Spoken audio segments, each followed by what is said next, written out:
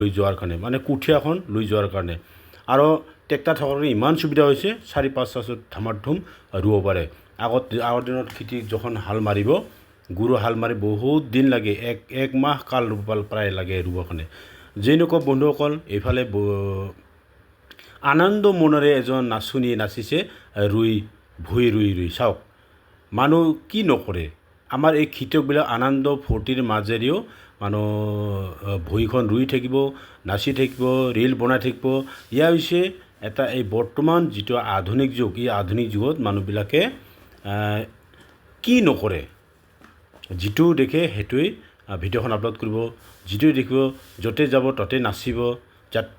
যিটো ভাল লাগিব তাতে পোষ্ট কৰিব আপোনালোকে বিভিন্ন ধৰণৰ এনেকুৱা আমাৰ আজিকালি মোবাইলে ফেচবুকে টিভিয়ে হয়তো এনেকুৱা ৰীল বনাই দেখা যায় এইফালে ইমান গৰমত আমাৰ ধানখিনি ৰুই আছে মানুহ কম বহিছে এইবাৰ কি অকল আমাৰ